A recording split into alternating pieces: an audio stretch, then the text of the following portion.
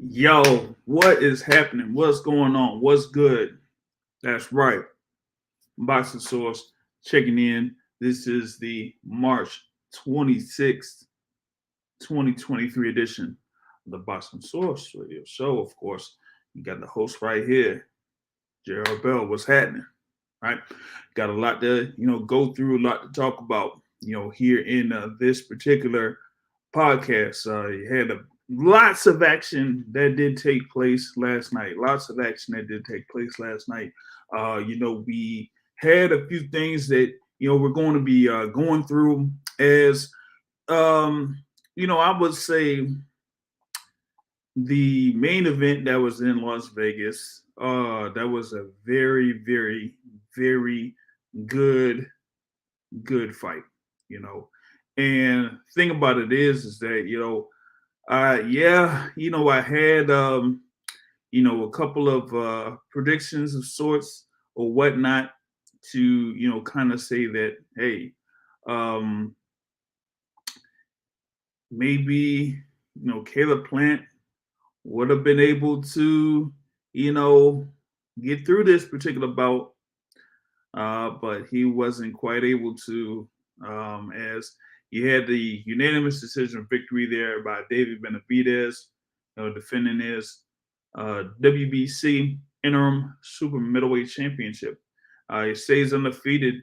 They're going or improving his record to 27-0. Right, handing Caleb Plant his second loss. Of course, he had his first loss to Canelo, where he lost the IBF super middleweight championship here. But this was an action-packed fight, fairly close fight. I would say until about round 8 or 9. Man, I thought that Caleb Plant was going to be able to use, I would say, his experience and his maneuverability, and then also have a couple more elements to his game. Like we were saying in the preview, you had Stephen Edwards there as his head trainer, but the thing about it was, by the time he got to around 7 or 8, his mobility got down significantly. And for me, it wasn't even through the work of David Benavidez. For the majority of this fight, or at least for the first half of this fight, you saw David Benavidez, pretty much coming forward, but not really setting up a lot of shots.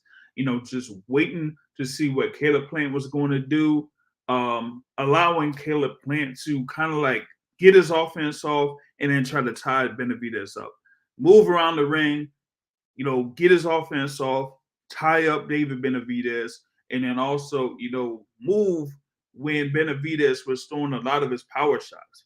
So, I kind of like thought that, Caleb Plant did fairly well in the first half of the fight, in that, you kind of like seen Caleb Plant, look very confident, was, talking trash, during the fight. When he was dodging punches, he was like looking off to the side, or, tried to do his best, what is it, Billy Joe Saunders impression or whatever it was, before it got to the point where his mobility was just out significantly. And, it's crazy because, he was talking about, he was working real hard, for this fight, ahead of this fight, trying to, say he was going to outwork David Benavidez, but it just got to the point where, about round 8 or round 9, he was just flat out exhausted. It looks like his legs were, just like cement blocks between like rounds 9 and rounds 10, and it was more about him, trying to avoid the shots of David Benavidez. But, he also, at least for Caleb Plant, he also had a good amount of time in that second half of the fight where he had his guard down, or at least his left hand down, which opened the door for a lead right hand by David Benavidez. And, David Benavidez had, gained a lot of confidence over the second half of that fight. was able to be a lot more active in the second half of the fight.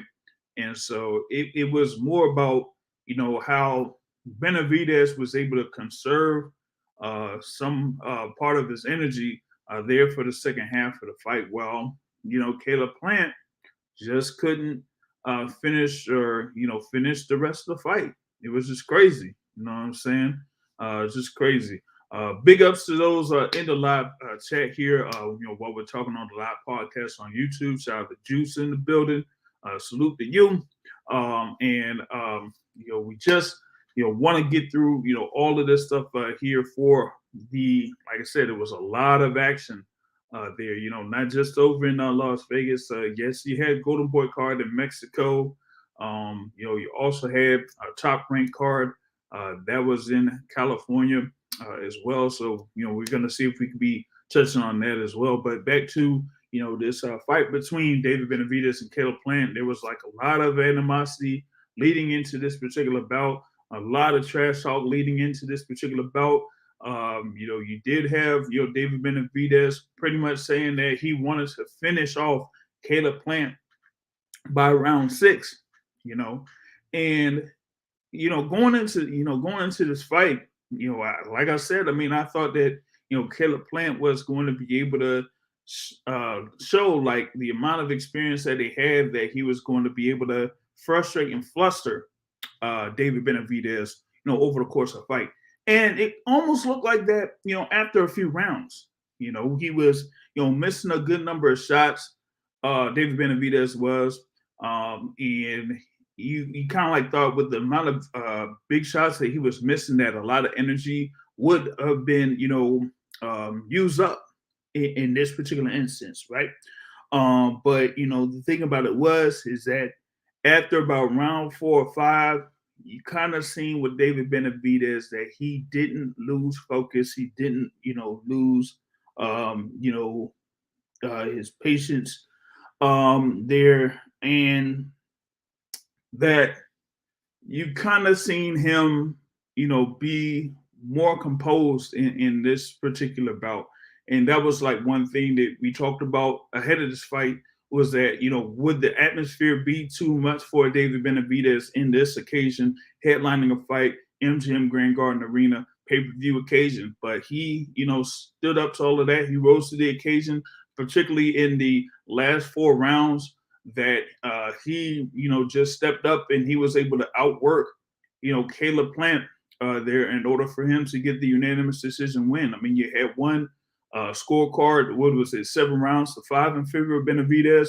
One score was 8 rounds to 4, and one score was 9 rounds to 3. So, I would say 2 of the judges gave pretty much like 2/3 of the fight to David Benavidez, and really wasn't impressed with the work of Caleb Plant, particularly in the first half of the fight. I think it was more about what Plant was doing was just kind of like a hit and hold type of thing, or a hit and tie up type of thing there.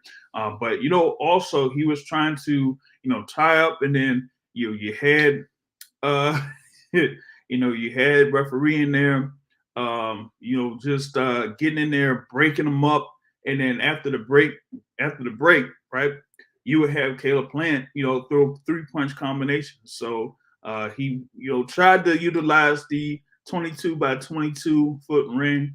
He had Kenny Bayless in there, who, in some cases, he's fairly good for fights of this magnitude, but others, he'll kind of like, allow a lot of stuff to go on, and I think, with Kenny Bayless, you could have like a certain style that you'd be able to implement over the course of the fight to see if you could use that. And I think Caleb Plant tried to utilize that, having Kenny Bayless there, kind of, trying to trying to break things up pretty quickly. But, in the second half of the fight, you really didn't necessarily have Kenny Bayless, really kind of get in there, and that allowed David Benavidez to do some work. Now in the first half, you kind of like seeing David Benavidez, seeing that Caleb Plant was trying to tie him up, so he, worked to get him off, push him off, and do all that type of stuff. But in the second half of the fight, he just said, "You know what?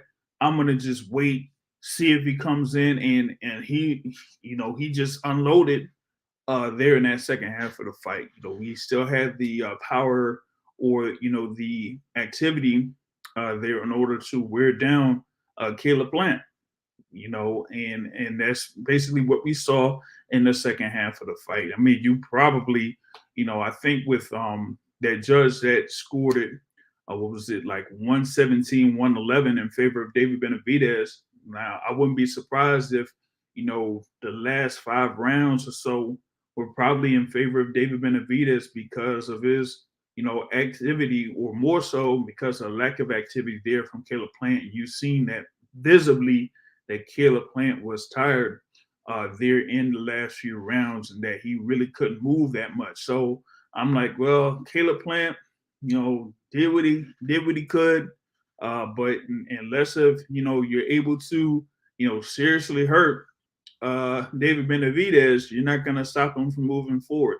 And yeah, there was a couple of occasions where you did see Caleb Plant, throw some good power shots. You see him throwing the left hook there in close quarters too. But David Benavidez was able to take that, and he, like I said, he still moved forward.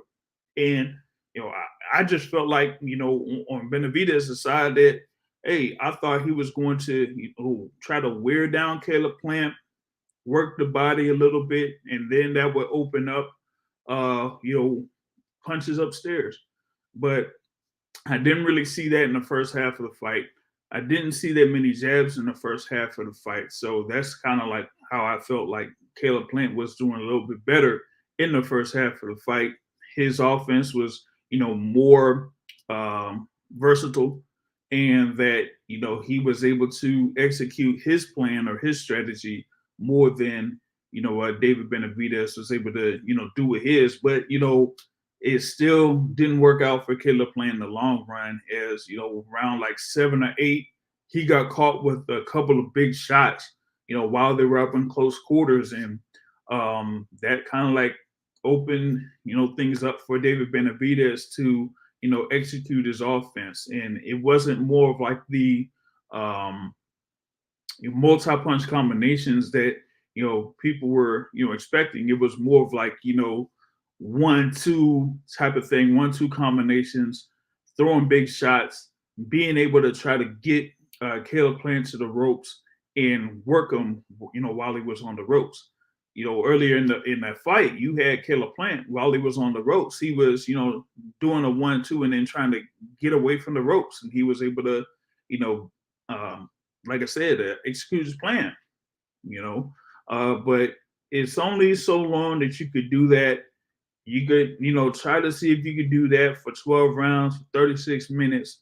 But, it just didn't necessarily work out for him, and this almost, for some that were watching the fight, it almost seemed similar to Caleb Plant's fight with Canelo Alvarez, where Canelo Alvarez was, trying to get to Caleb Plant, couldn't get to Caleb Plant in the first half of the fight. But, whenever he got his shots in, he made sure all of them counted. And then when Caleb Plant started to fade around rounds 9 and then round 10, then Canelo Alvarez was able to catch up with him and end up stopping him in round 11. And you almost had the same thing here in this fight, where, rounds 9, 10, and 11, you've seen, David Benavidez land some big shots on Caleb Plant. But Caleb Plant was able to take a lot of them. He was still out there. He was still fighting. Round 12, he was still, able to scrap it out. And it got to, those full 12 rounds. And yes, it was a unanimous decision victory for David Benavidez, for him to keep that interim WBC super middleweight championship. And but after that fight, all the animosity, all of the trash talk, all of the grudge match type of thing, between David Benavidez and Caleb Plant was all squashed. And it was kind of like a big thing too, because it stems from like years ago, between Caleb Plant and David Benavidez, and also, I think Jose Benavidez Jr. was involved with it as well. So you kind of like seeing that they, really got in and did their thing in the ring. And, once it was all said and done and you had a clear winner, and, Caleb Plant, kind of like, respected that, and, respected that David Benavidez was the better man, and kind of like acknowledged that there, unlike another fight that happened on the card, which we will get to a little bit later. But, once the final bell rung, pretty much like said that, I think Caleb Plant kind of like recognized that, David Benavidez was, the better man. And so once the, scorecards went down and had Benavidez as winner, Caleb Plant kind of took that and rolled with it. You know what I mean? So they pretty much respected each other after the fight. And that was, really big to see there. Sometimes you kind of like have that type of a grudge match type of thing, like, what happened earlier in this fight card, and also in other fights or other rivalries, such as, Wilder versus Fury or something like that. But here, you got a very good fight. People were able to watch a very good fight between these two fighters, and you had a clear winner in David Benavidez. And, Caleb Plant said, hey, all right, he was a better man, props to him. He did what he did, and I gotta take that. You know what I'm saying? I'm gonna roll with that. So, with that being said, man, I think with Benavidez, like I said, he stays undefeated. He was able to, kind of like withstand a little bit of pressure there from Caleb Plant. But, like I said, was able to stay patient there to kind of like wear down Caleb Plant in the second half of the fight. And so we got to see, what happens here in the future there for not for Caleb Plant, at least not yet, but for David Benavidez, right? So, for me, I mean, the question's out there, you know what I mean? If Canelo is maybe next there for David Benavidez. Well, I mean, we've just had, some information in reference to the World Boxing Association saying that maybe they need to hold off on that, and that they were suggesting that David Benavidez, who is the interim WBC champion, face the WBA regular champion at super middleweight, David Morrell, in that they could try to consolidate all of that and say that, okay, this is going to be your next mandatory challenger. And I said, yo, that's crazy there, man. Like, come on, man. How you gonna just say, hey, you just gonna let Canelo just slide by? But I mean, you've had, a couple of occasions where, people kind of admit that, hey, Canelo's Canelo. He's, done his thing or whatever it is. So he kind of like deserves to, move wherever he wants or whatnot. But like David Benavidez said, I mean, if the fans want to see that fight, then why not go ahead and have that fight? We know that Canelo Alvarez has his fight coming up in May against John Ryder over in Mexico, but it seems like after that particular fight, Canelo gets through all of that, right? That his next fight would be a rematch against Dimitri Bivol. And come on, man, like folks aren't really demanding a fight or a rematch with Canelo and Dimitri Bivol. They're looking for Canelo versus David Benavidez, and had Dimitri Bivol, face Archer Beterbiev for undisputed there at light heavyweight. And you know what? Given what we've got so far this year, 2023 in the sport of boxing, it's been a number of fights that have been some great fights, a number of fights that have been announced that are, great matchups, with one, kind of like coming a little bit later, right? Uh, so why not have David Benavidez and Canelo Alvarez go ahead and face each other later this year? Now, there may be something in reference to that. One thing that I'll be looking for in the coming week is the overall numbers for this particular event that happened with Benavidez and Caleb Plant pay-per-view numbers. I kind of like projected that it may have gotten around 200 or plus pay-per-view buys. I think there is a lot of anticipation for this fight. A lot of feedback for this fight. So, I think that people were looking forward to seeing it, and it did live up to its expectations. At least I thought it did. Up to the point where David Benavidez basically took over in the second half of the fight. So, with that being said, I think that you could have enough coming from this particular fight with David Benavidez being a clear winner that it would garner enough interest for Canelo Alvarez to go ahead and have that fight. I don't see why not.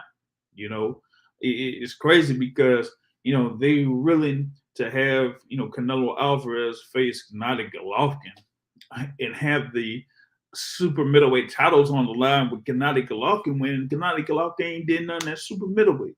You know what I'm saying?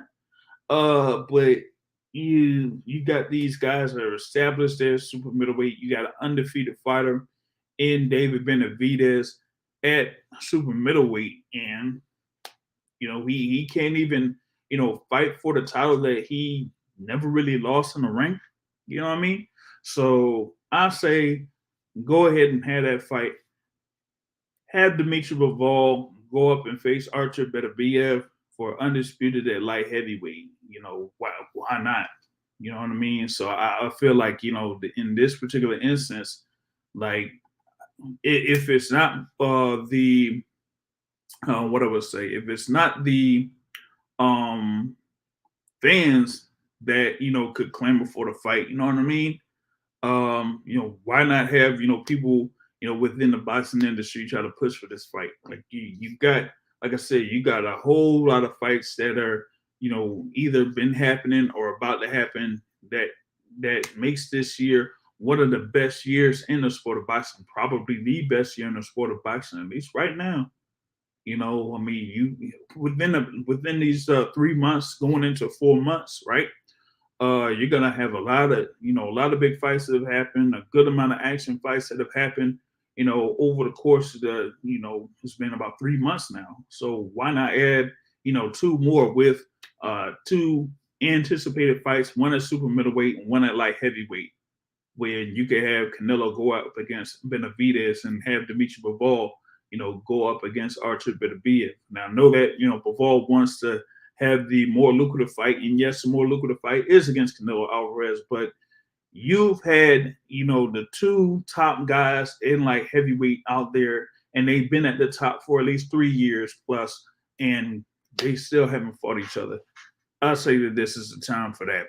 And for David Benavidez, yeah, I know that there is David Morrell out there. He only has like a few fights overall. And yes, he is the WBA champion at super middleweight.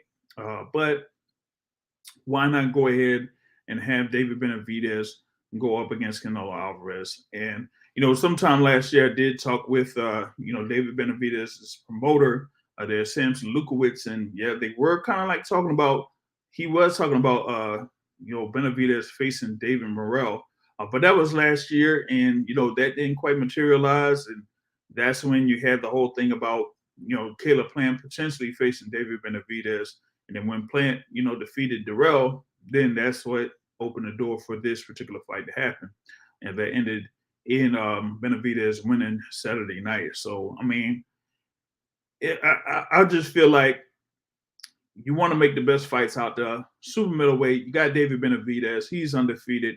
Two-time WBC super middleweight champion. Never really lost it in the ring, but he's clear cut. The one of the top guys there in the super middleweight division. You could say he's number two with Canelo Alvarez there at number one.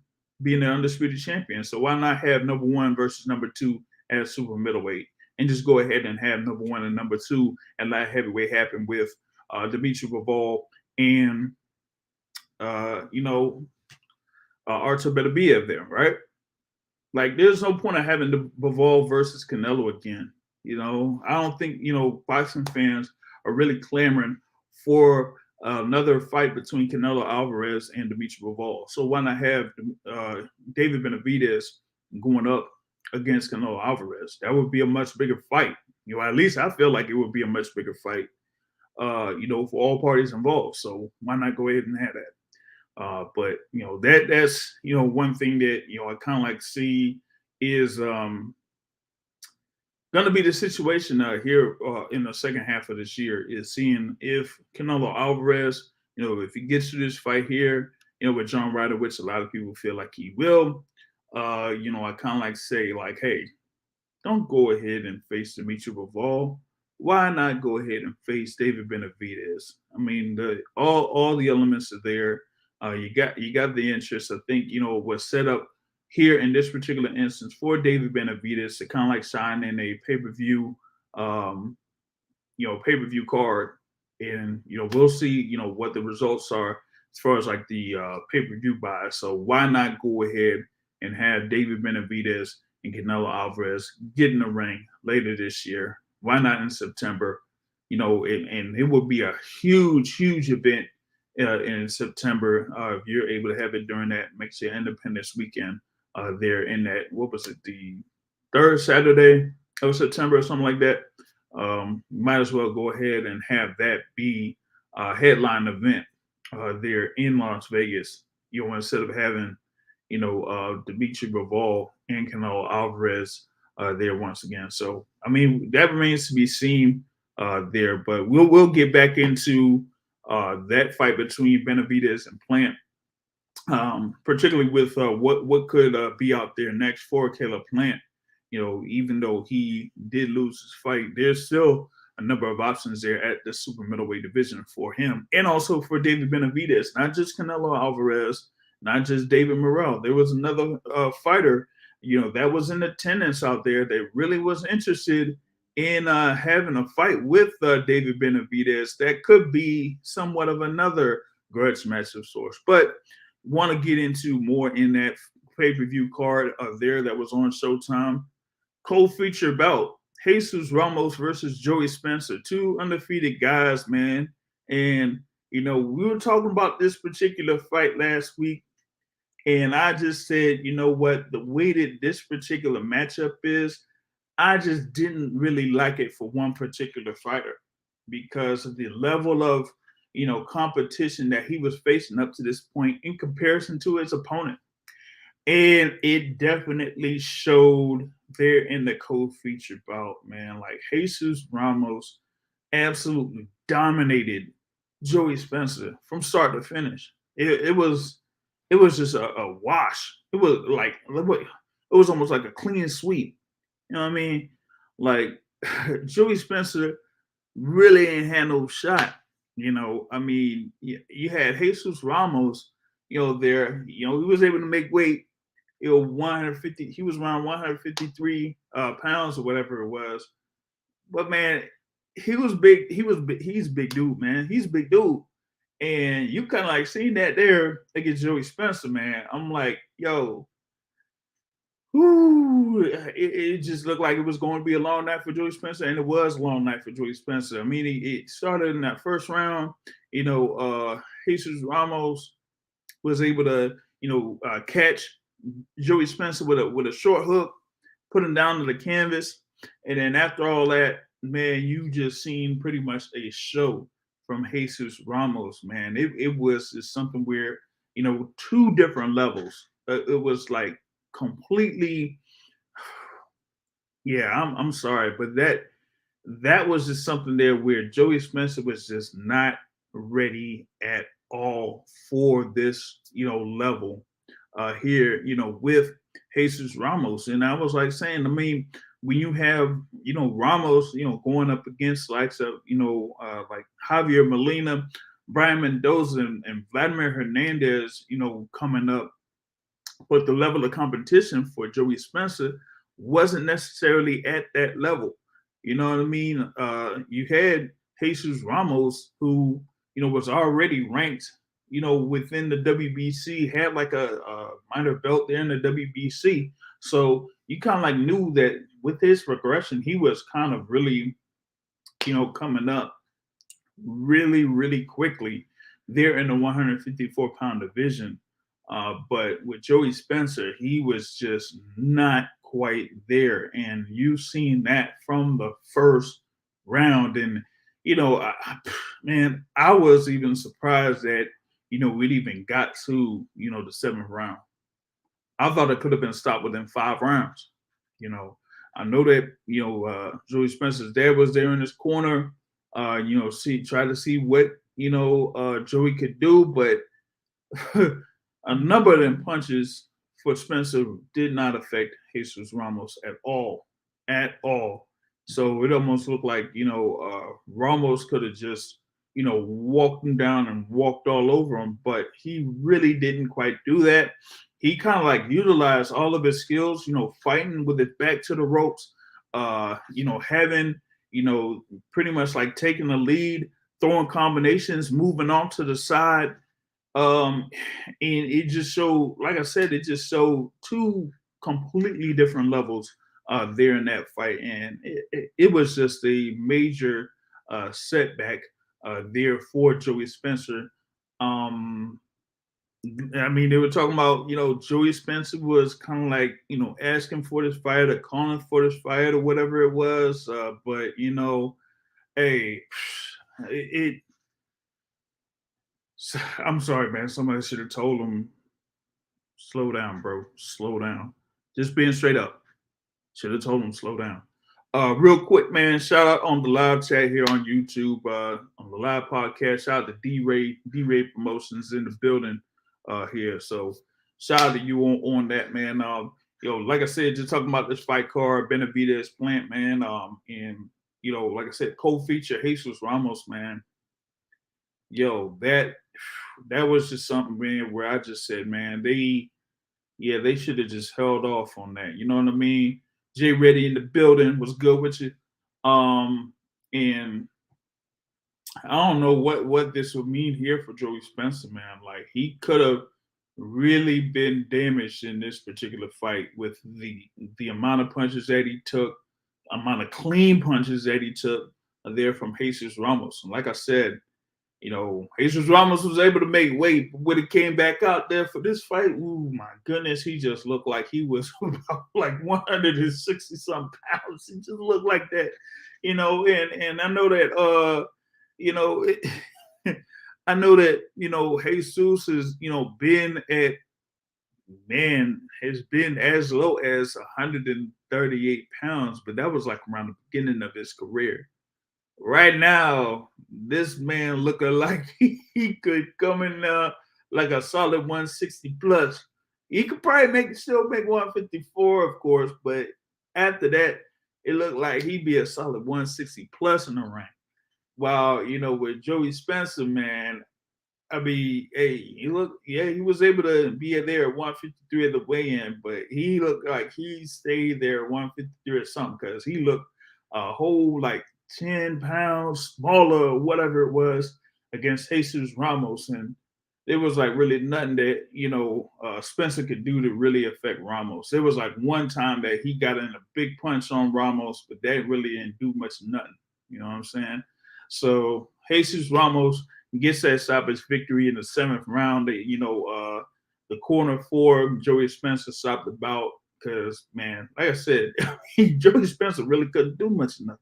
I mean, just being straight up with it, and it looks like we'll see more coming from Jesus Ramos, man. Like I said, he is ranked in the WBC in the super welterweight rankings. He's kind of there currently at number 7.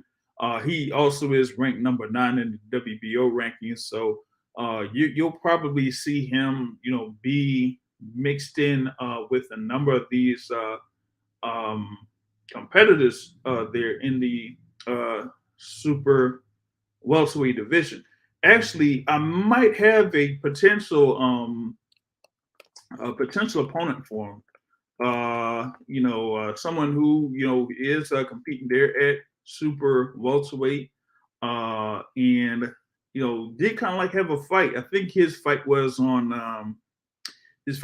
of that Golden Boy card there also last night, and that is Carlos Ocampo. Yes, he lost to Sebastian Fundora in his previous fight last year, but Carlos Ocampo could be another fighter there for Jesus Ramos to, kind of be see where he's at. And he did. Yeah, Jesus Ramos showed some good ring IQ on there against Joey Spencer. I thought that was great actually, and that could be something.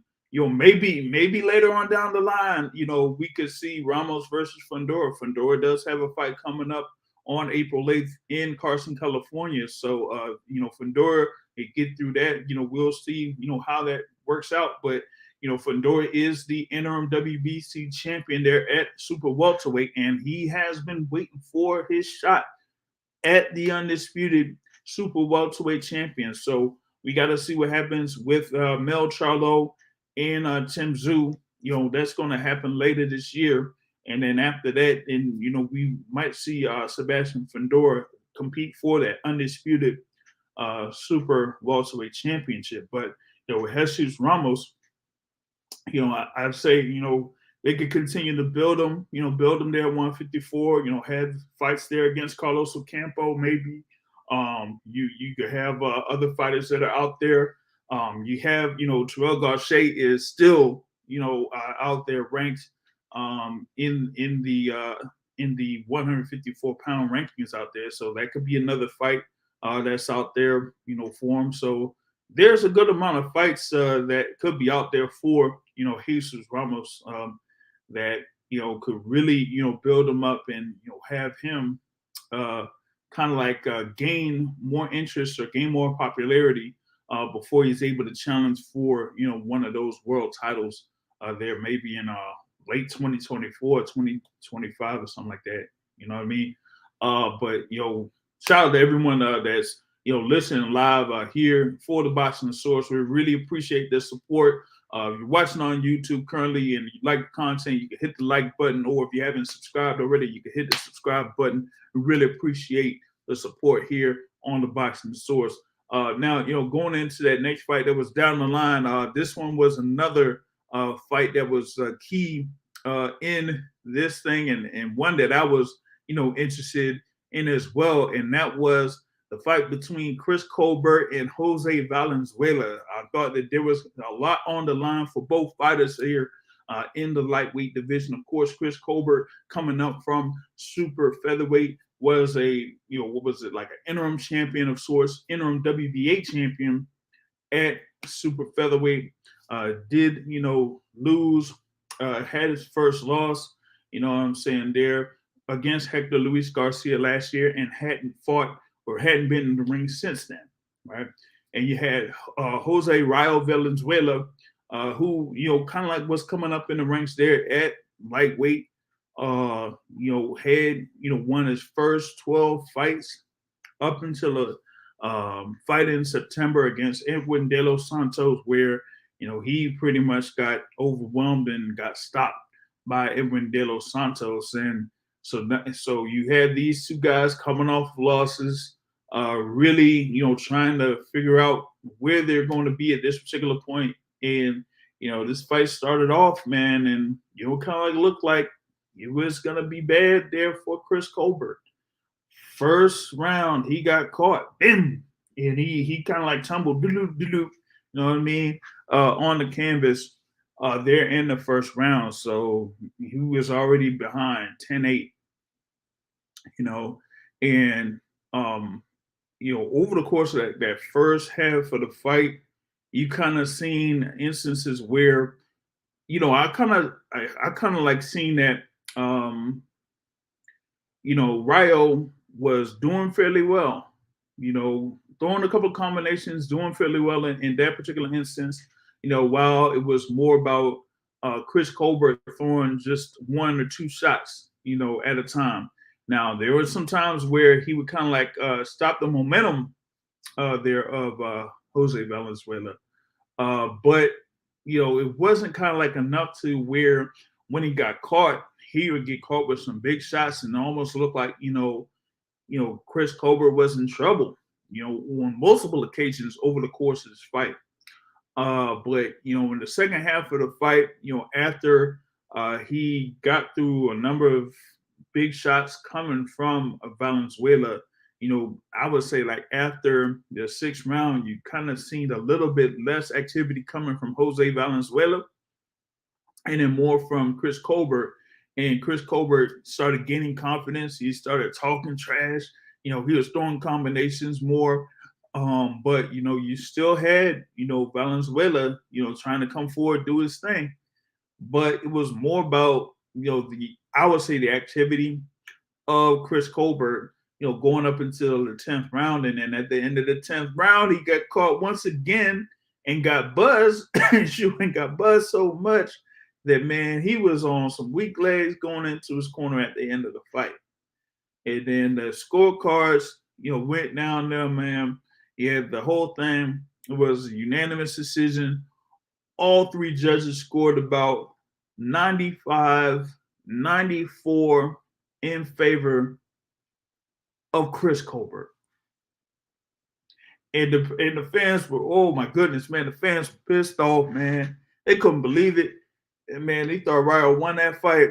They kind of like, had that knockdown. And then I guess they thought he won enough rounds. All he had to do was win 5 of those rounds, 5 of them, And the judges, they said, hey, he didn't win 5 rounds, which, I mean, I don't know, man. I don't know. It was a close fight, but, did Ryo win 5 rounds? That's all it was. All he had to do was win 5 of those 10 rounds, and he would have won the fight since he got that knockdown. But judges said, nah, he won 4 rounds, and the crowd was pissed off. Jose Valenzuela was pissed off. Chris Colbert like saying like, hey, man, look, hey, I won. If you want to run it back, we can run it back. I don't care, run it back. You were so a loser. But it was just something where, I think a lot of people were like feeling like Jose Valenzuela was able to do enough to get the win in that. But the judges really didn't think so. A number of, people that were watching live really were like upset. They thought it was like a robbery. And I don't know, man. Close fights, usually close fights like that, I don't know. It's kind of a tough situation.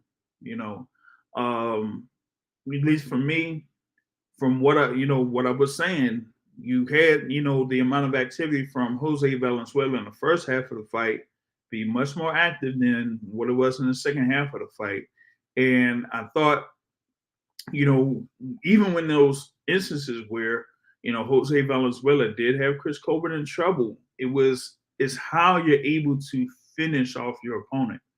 And when you have them in trouble like that, and you have them, in the ropes and you're working, you got to see if you try to see what's the openings for you to try to take advantage of them. And it just, I guess, it just didn't look like Valenzuela was able to take advantage of those opportunities there in those, what I would say, the first 6 rounds or so. You know what I mean?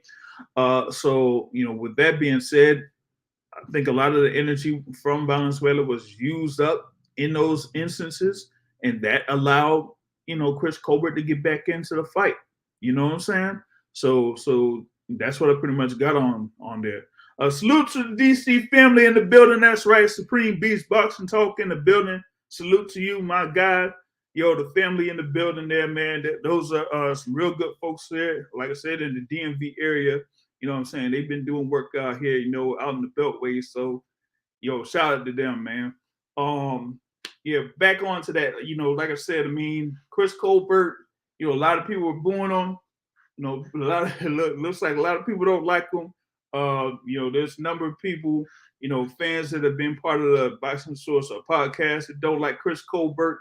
But maybe that could, build up some momentum for him there. I mean, if he's gonna stick there in the lightweight division, there's a good amount of possible fights that are out there, for Chris Colbert to have.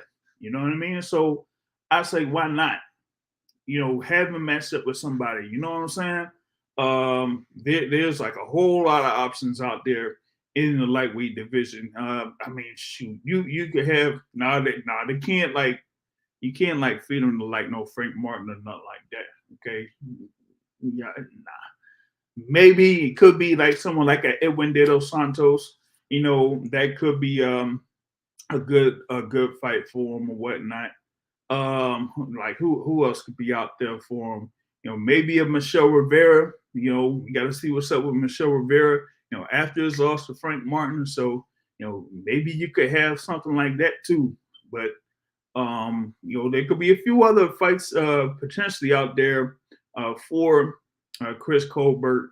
But I see, it's still like a lot of options out there, and like I said for Rayo, this is a definite setback for Rayo Venezuela here at this particular point, man. But we'll see, man. I think there's probably a good amount of options out there. I would have to, check out some more fights out there, for these guys. Maybe, we could find a few other guys, maybe out there for either one of those fighters in the lightweight division, but pretty much it's up to TGB Promotions or Tom Brown to kind of like see if they can match up any of those guys there in the lightweight division. There's a number of lightweights that Tom Brown has that, we can make up some good fights out there. So, you can see a potential match that maybe you didn't expect for either one of those fighters there. But, I'd see like for Chris Colbert, maybe it would be against Edwin De Los Santos, who did defeat Rayo in Rayo's previous fight. So you might see that there at lightweight. While Chris Colbert gets back on the win column, he is like 17-1 right now. So there's that. You also had the first bout in the pay-per-view card, Cody Crowley against Abel Ramos. Cody Crowley undefeated there in the welterweight division. Abel Ramos came in there with a record of 27-5-2. I mean, Cody Crowley gets the majority decision win. One judge had it 6 rounds to 6, while 2 other judges, put it in favor of Cody Crowley. He's just someone that like works for it, you know what I'm saying, or whatever it is, and does his thing. For anyone else that wants to, jump in or, see if they could, jump into this discussion, you could jump right in, hit the link there. You know what I'm saying? You would get in on the live boxing talk. But yeah, back to the thing with Cody Crowley. Of course, he, beat, people know him for beating Kujitil Abdulkakarov, who was like number 1 in the IBF welterweight rankings for like 2 or 3 years or something, but didn't really have a fight until that fight against Cody Crowley, and then he lost that, right? So now Cody Crowley's there undefeated. Was a guy that like works hard on the inside and just doesn't, really give his opponents room to, work or, use a jab or, do a full extension on the hook. So everything has to be short when you're in there against Cody Crowley, unless if you have like one, little window in order for you all to have enough spacing for you to get off your offense. And, Abel Ramos didn't really have that opportunity, until real late in the fight. And there was like one instance where, Abel Ramos was able to catch him with a right hand that, stunned Cody Crowley. And, some people thought that it was a knockdown, but it wasn't a knockdown. Didn't end up being a knockdown. And then the thing about that one was they have instant replay in Vegas, and it pretty much like paused the action right there. And I thought that particular thing was key because, like, if you had that type of momentum there for Abel Ramos, you want to still try to get to him. And so you give that pause, one, and then two, it ended up, not being a knockdown score. Then that really, kind of like, halts your momentum, so to speak. So it was like now you really have to work to, get yourself right back in it to see if you could get Crowley once again, and it wasn't quite able to do that. And hey, you know what? That was really key there because looking at those scores 114, 114, and then a 116, 112, and a 115, 113.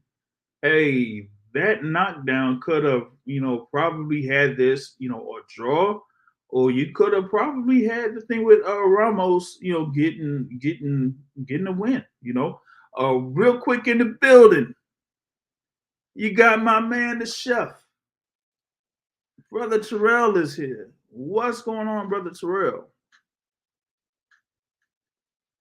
See if you're checking in here in the building. What's happening with you? I don't know if he's got some technical difficulties or whatever it is, but we gotta. I don't hear you, man. Can't even hear you real quick. But we'll see. What we could do on that on the audio tip.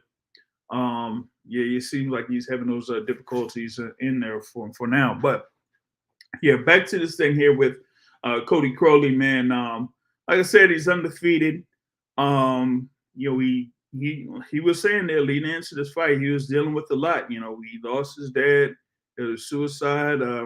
Dealing with a lot of things with mental health, depression, and things like that. So, for him to get this win, that was kind of big for him. And he's actually ranked up there, fairly up there in the welterweight rankings. They got him ranked number 3 in the WBC.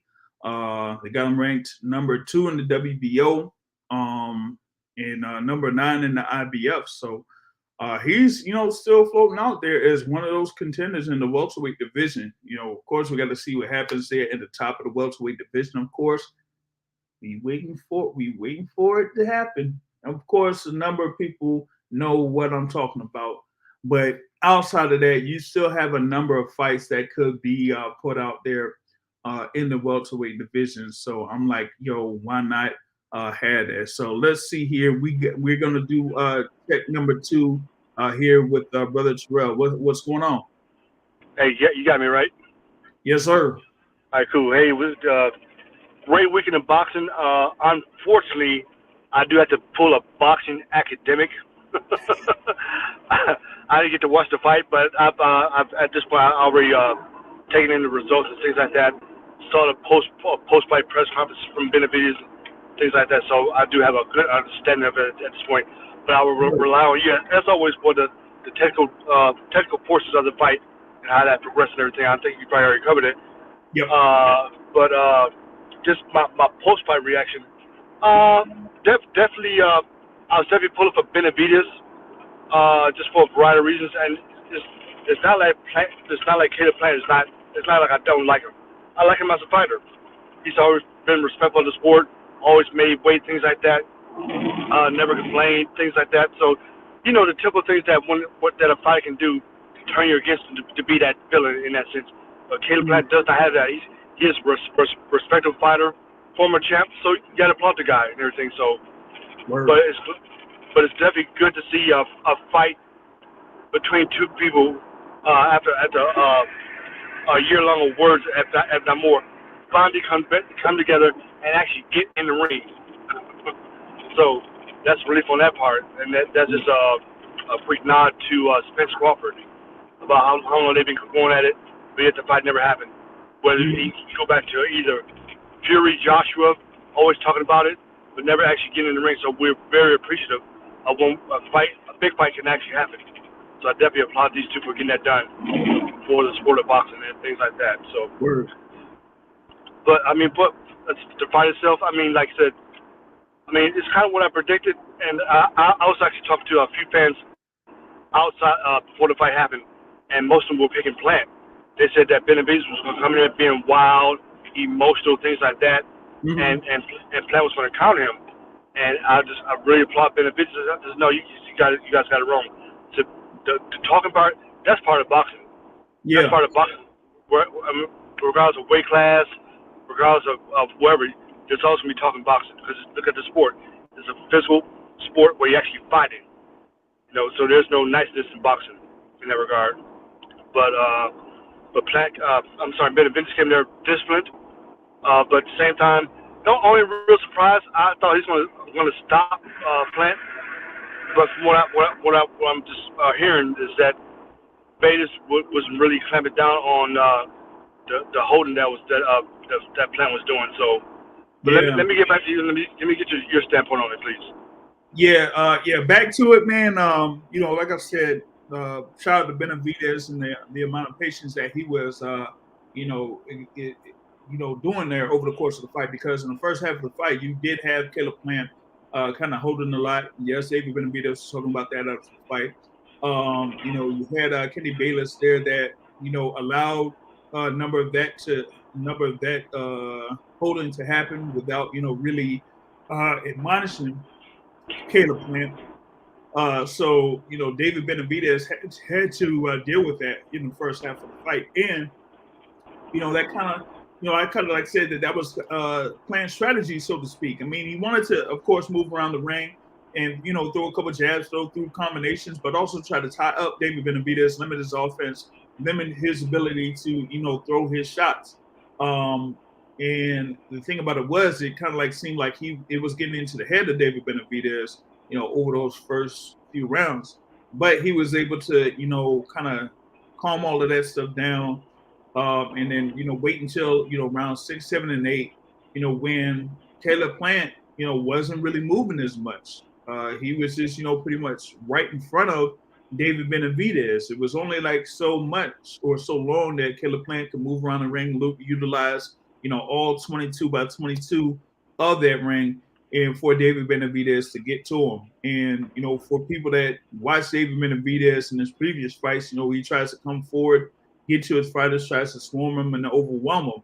But the thing with Caleb Plant was, while he was moving around the rings, in some cases he was still there right in front of David Benavidez. And around 6, around 7, Benavidez was caught Plant with a big shot, and then at that point, that's when the overall mobility of Caleb Plant pretty much stopped.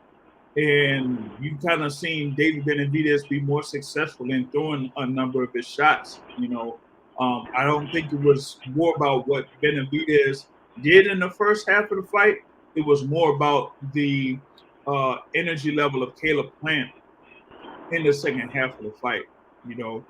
I didn't see David Benavidez like really breaking down Caleb Plant in the first half, like not throwing that many body shots, not setting stuff up with a jab, not really using feints to, get, have to Plant thinking. It was more of like the other side. Like it almost seemed like Caleb Plant had David Benavidez thinking a little bit more. But in the second half of the fight, Caleb Plant's energy was just not there. And when it's not there, then that opened up the thing there for Benavidez to, go to work on Caleb Plant. So that's pretty much the tale of what I saw there in this fight. Yeah, and that's what I was just about to ask of you. Was there a lot of body work? And you already stated that there was not a lot of body work by Benavidez in that regard. But even with that, was Plant ever hurt significantly, wobbly legs, anything like that? In the second half, yes. In the second half, yes. You've seen him get hit big with a number of big shots in the second half of the fight. At least within like rounds 9 and round 10, Caleb Plant had his left hand down. And so when he was backed into the corner, you seen like there was an opening for a number of right hands coming from David Benavidez that could have really did some serious damage to Caleb Plant. But Caleb Plant was able to get through all of that. Real quick, got another columnist in here, another contributor to the Boxing Source coming in, the boxing academics in the building. What's happening? What's going on, fellas? How y'all doing tonight? What up, Mike? What up? Oh, good, Hey, son. Oh, yeah. Terrell got it. The Black album over there. What's up, Terrell? It's all good, man. It's all good. Yep, Yeah, yep. he riding on it. He riding. Which fight Uh, y'all talking about now? Now we back on the thing with Benavidez and Plant. Since Terrell jumped in here, so we revisited it, and we just had analysis. But he said before you got on here that he was that he pulled a boxing academic because he wasn't able to catch the fight That's live. funny.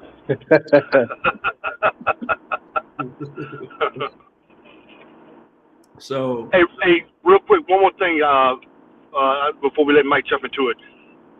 If Benavidez and Canelo actually does fight, what the hell y'all doing out here on this road? Jesus Christ! It's gonna be, y'all know Florida driving. Y'all know what it is.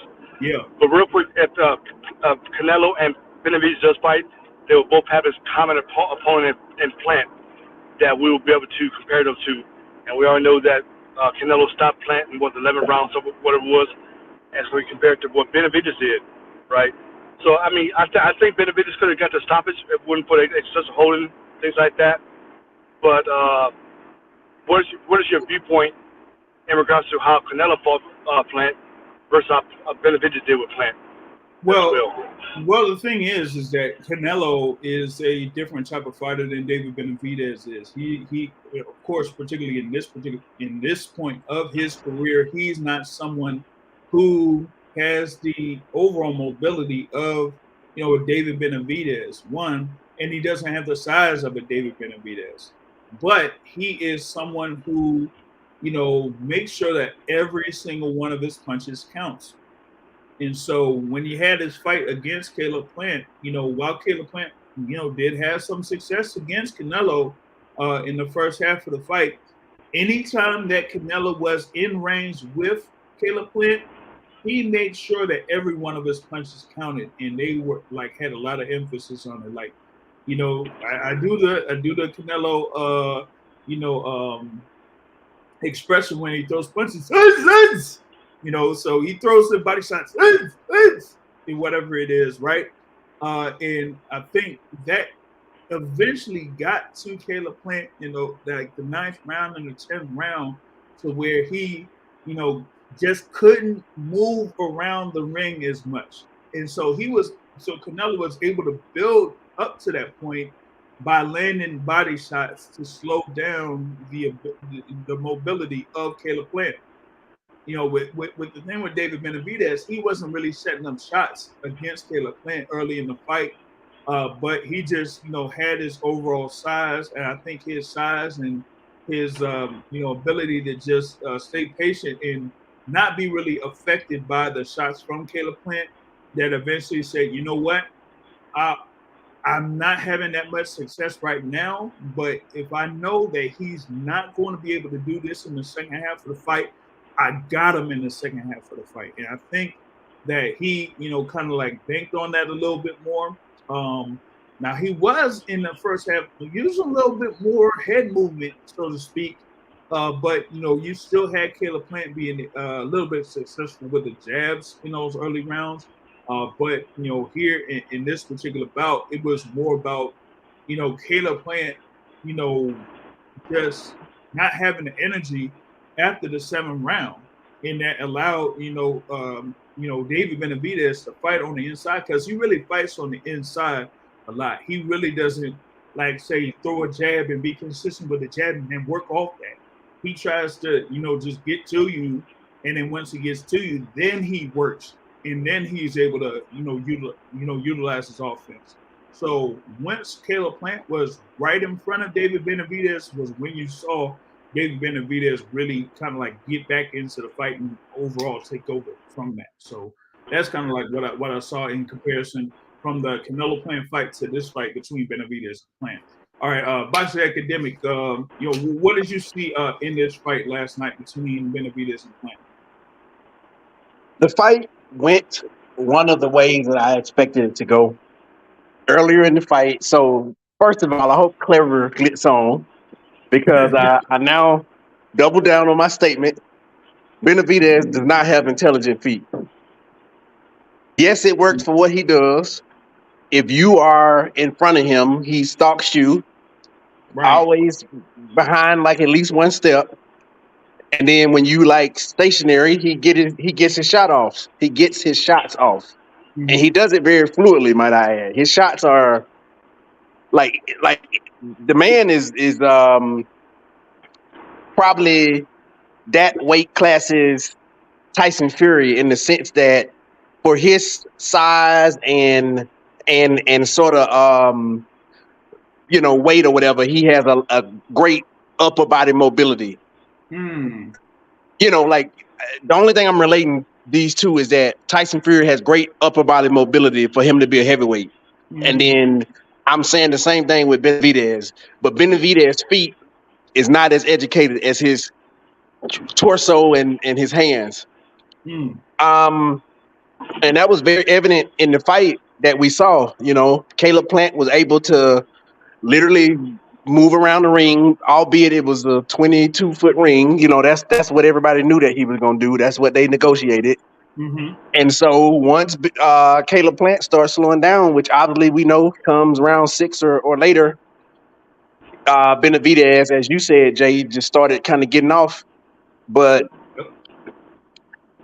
what shoulda, woulda, coulda. Obviously we kind of knew the fight was going to happen like that. But how interesting would it be if you have a fighter that does have good feet, that can move and has the stamina to go 12 rounds, a la one of the Charlos? Like that would not bode well because, sure, he could probably come on later. Now, one thing I got to give Benavidez, he looked good in round 12 and stuff, but the other side of the coin of that is that he didn't take any punishment. It's easy. So it's two things. A, his win look exceptional, in the later rounds. At the same time, you have people who can go 12 rounds, but then going 12 rounds when you're getting bludgeoned is a totally different thing. Deontay Wilder obviously needs to work on his win. Let me say that. But if you remember Deontay Wilder going 12 rounds when people ain't really touching him, that's a different Deontay Wilder than fighting Tyson Fury, who putting a bludgeoning on him. So all I'm saying is going them 12 rounds looks different when you getting your ass beat. So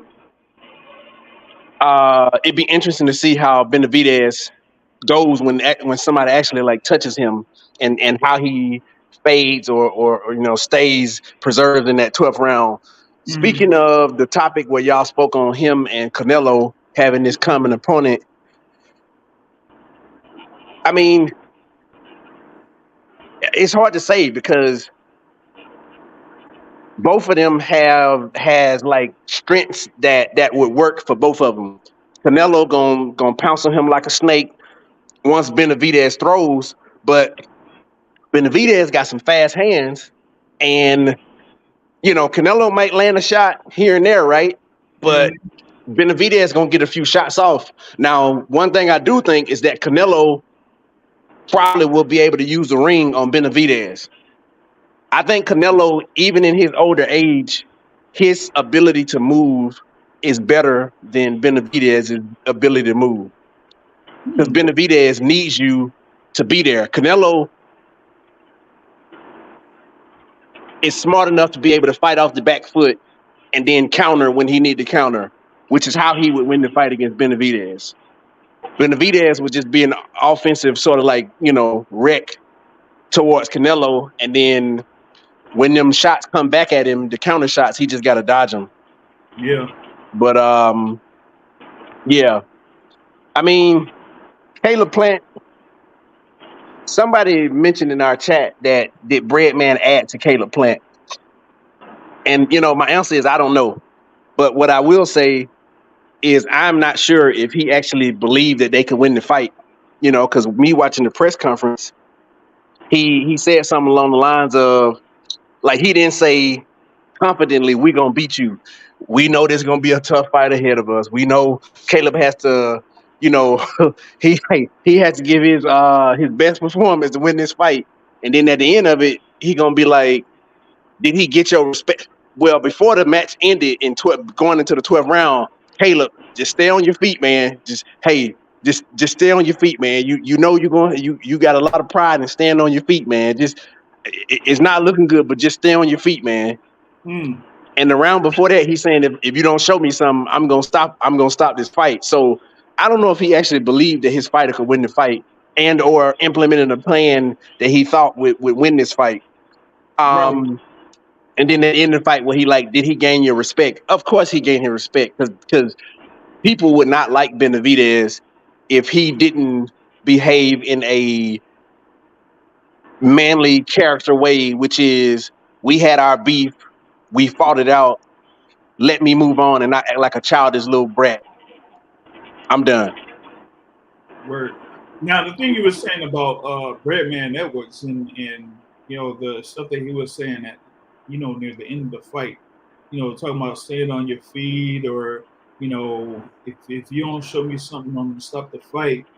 It's kind of interesting because like after those first few rounds, and then when you first saw Caleb Plant getting caught by David Benavidez in the 7th and 8th round or whatever it is, like what was like you could have just said, hey, what is this other element in your game as a trainer to say, hey, if Benavidez is doing this to you, this is what you're gonna have to do.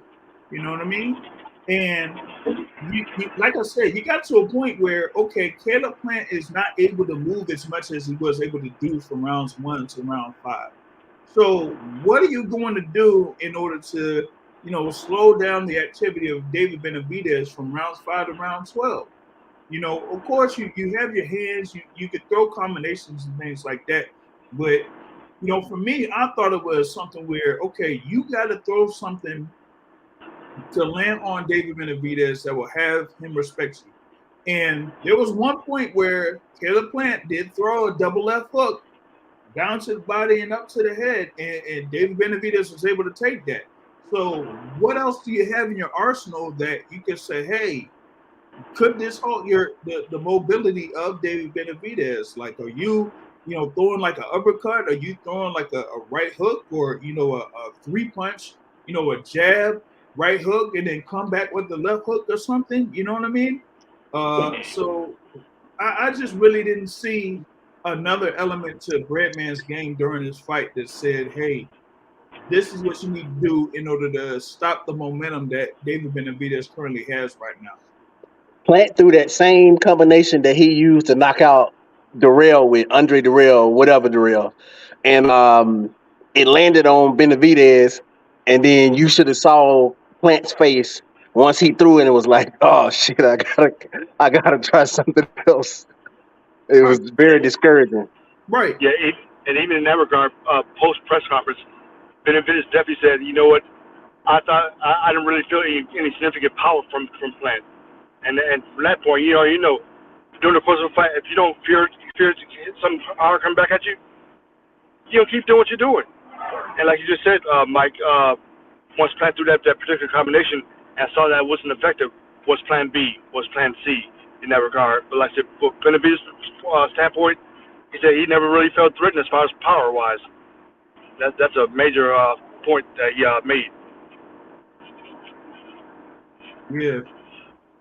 Yeah, but I mean, if he just like I said, man, after 7 and 8, you just saw David Benavidez just continue to walk forward, not just because of the energy level of Caleb Plant. He just really didn't feel like Caleb Plant can really do much against him at that particular point. So I just said, man, you got to try something else, or if you felt like that you wanted to move around the ring, try to conserve your energy for the second half of the fight, because I felt like David Benavidez was basically doing that. He was conserving a certain amount of energy there for the second half of the fight. So you've seen his overall activity, go up a bit, after that, 7, after round 7. You know what I mean? So I just felt like, hey, why not go ahead and just do that,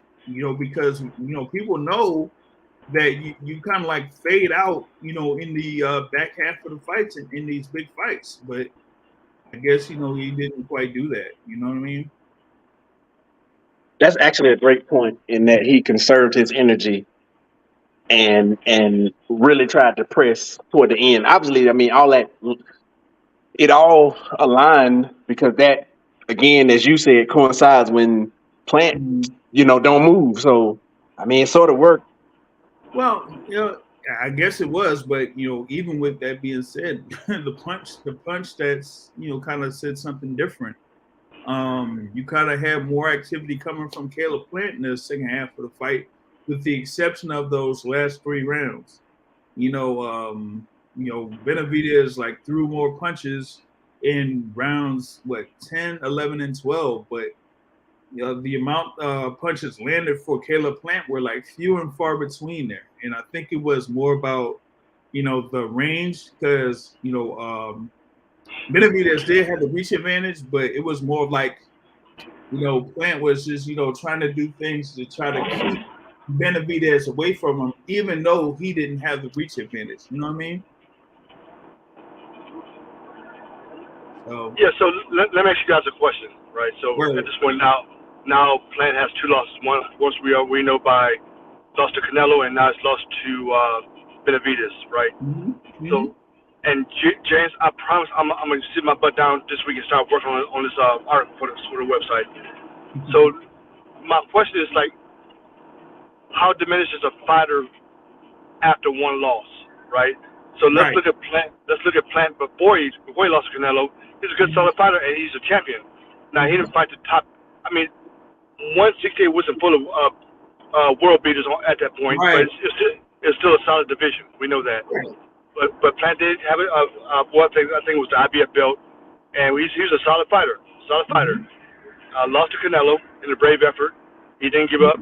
Nothing like that at all. Just he got caught late and things like that. And coming into his fight, for me, he still was the same type of fighter. Not hurt.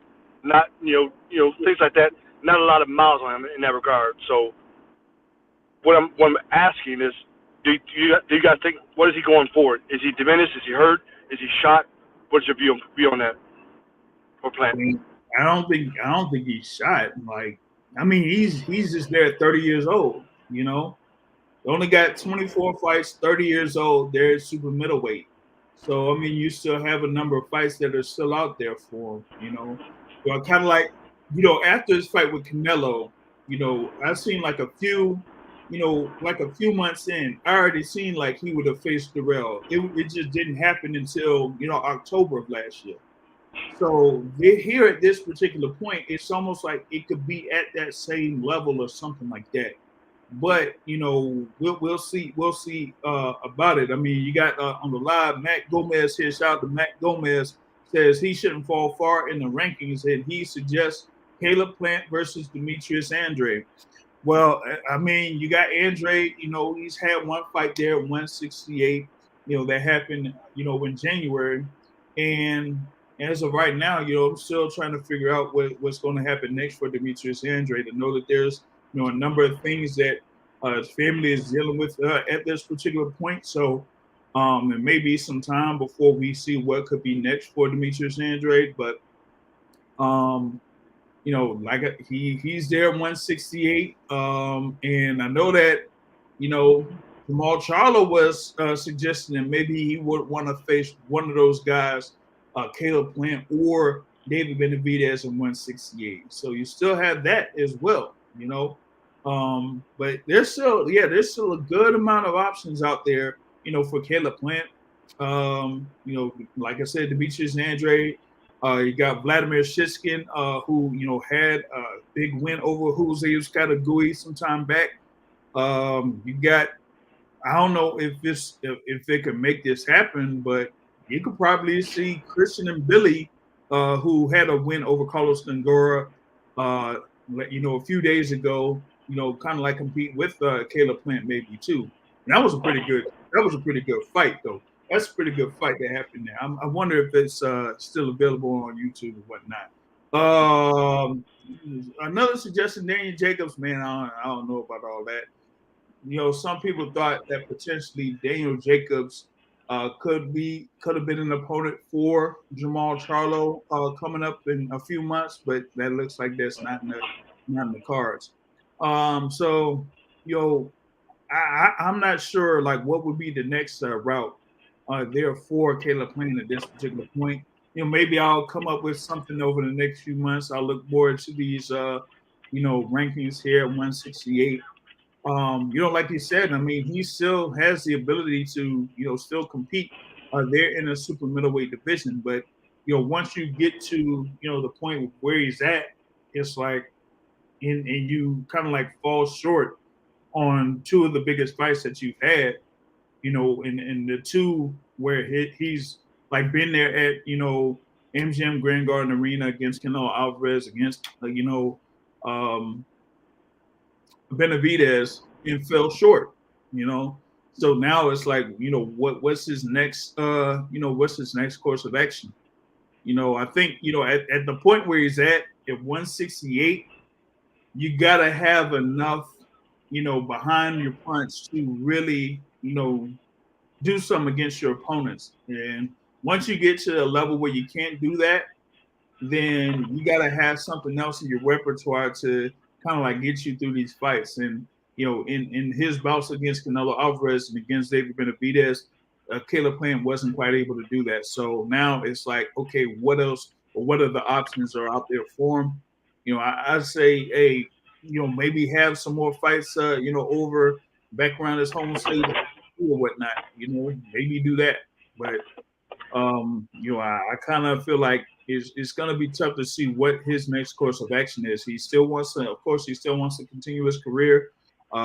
He says he's, still one of the guys that could be a top, super middleweight out there. But, now that level of top guys is going down to like 2 or 3 fighters now. You know what I mean? So there's that.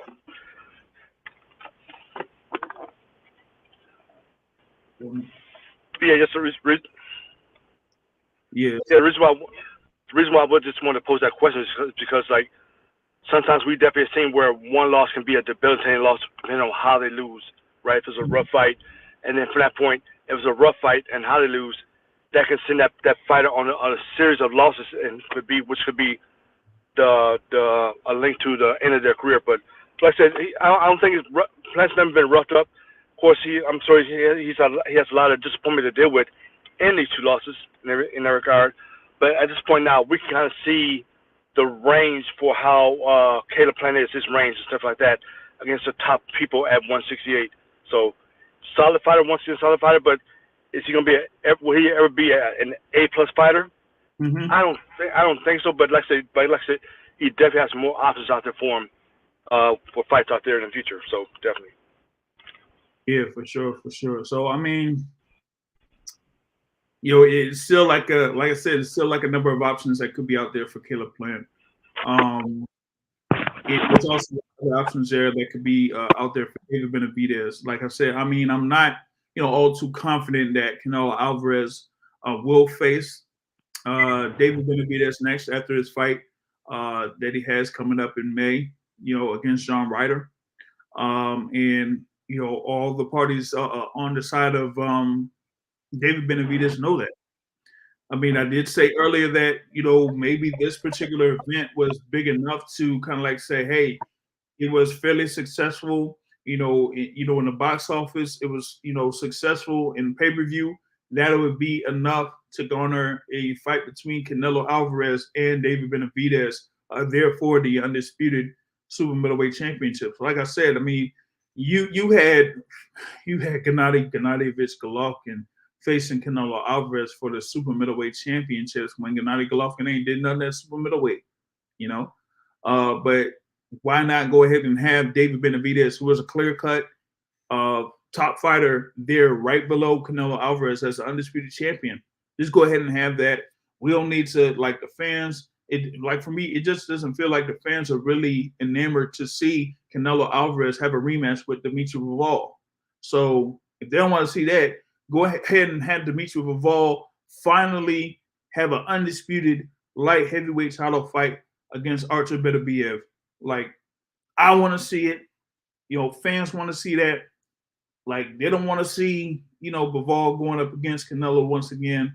I know they had like a rematch clause or something like that, but I just don't feel like fans want to see that fight, So go ahead, let's get undisputed, in light heavyweight. Let's have this fight here at super middleweight. We've had a couple of big fights that are taking place already. We got more coming up here in the month of April. We got, something that's, still pending. It looks like it's going to get over the finish line. That could happen in the summer. That would make, for this particular year in the sport of boxing, the best year of boxing by far, So I say continue on that particular momentum. Have that fight. That's like the best fight that you could make right now at super middleweight after this fight, that happened has already passed. So there's that, man. So yeah, I was thinking, I don't know, I think Boxing Academic had to, check out here real quick. So we'll see what else is if he's able to get back right in with it. The thing with Benavidez too is that it looks like I think his promoter kind of like hinted at this as well, and that's Samson Lukowitz, is that if we can't really get that thing in there with Canelo Alvarez, then you could have a deal with David Benavidez facing in this order: David Morrell Jr., Demetrius Andrade, and then Jamal Charlo. So I mean, you could have something there where you really could build David Benavidez as being the next star there at super middleweight if he's able to get those 3 fights in succession. If Canelo fight is out, which like I said, I'd be disappointed in that, but I mean it is what it is in that case, and Lukowitz did kind of like hinting at that before his fight with Caleb Plant. So yes, that looks like that's the direction there for David Benavidez. I mean, so let me ask you this is definitely a good one. Mm-hmm. So from last night's fight, from Canelo's perspective, is he more inclined to fight Benavidez or less inclined from what he saw? Oh, with Canelo? Because we know if because if he goes against Bivol again, I think we're going to see the same exact thing against Bivol. So what do you do, Bivol or Benavidez? Oh, I don't know. It's probably going to be Canelo will probably aim more towards Bivol than Benavidez. Kind of like feel like that's the move of the route right now. I feel like the fight with Benavidez is a more lucrative fight for Canelo Alvarez, but I just really don't see that particular fight taking place. It would be a shock to me if it does. And like I said, I mean, with the plan that Samson Lukowitz has for David Benavidez, since he kind of like dismissed the possibility of a Canelo fight anyway. So he's just, hey, if we can't get this Canelo fight, then let's see what is the next best thing for David Benavidez to do. So there's that. You know what I mean? Shout out to live chat on this thing here. If you haven't done so already on this live podcast, you can hit the like button here real quick. Shout out to Tip Bayless here. He's talking about a Demetrius Andrade versus David Morrell. Make it happen. Or Demetrius Andrade versus Jamal Charlo. Like I said earlier, I mean, I'm not sure where Andrade is at this particular point. I know that there's family thing that did happen recently, so I think they're kind of seeing if they get they're gonna get through that particular thing here at this point, and then after that we'll see what happens with Demetrius Andrade. You know what I mean? Going back to one other fight that was on this card here real quick. Tip on the live chat said, "What were your thoughts on Chris Colbert?" And it says that folks are delusional to say he lost. Hey, like I said, I mean, it was a close fight, okay? And in the second half of that fight, it just looked like Chris Colbert, did more in the second half of the fight than Ryo did. Yeah, there were a couple of instances where Ryo did kind of hurt Chris Colbert, but he wasn't able to quite finish him off. And then there were, a couple of instances, during that second half of the fight where you've seen like the different levels for Ryo and Chris Colbert, where Ryo couldn't really take advantage of what he was doing earlier in the fight, and there were a couple of things that he was doing in that first half of the fight that were completely absent in the second half of the fight, given the ability for Chris Colbert to get right back into into this bout. So that was my thing on it, and I'm gonna the thing that I was curious about immediately after this fight was the scorecards. It was all 95, 94, right? In favor of Chris Colbert. And my thing was I wanted to see what the last few rounds were, and it looked like they were basically all over the place. The last, let's see, the last 4 rounds, 2 judges had scored 3 of the last 4 rounds in favor of Chris Colbert, and 1 judge scored it 2 for Colbert and 1 for Valenzuela. And so, the one that had it, the 2 for 2, they had actually given Chris Colbert all of the first half of the fight, except for the round that he got knocked down.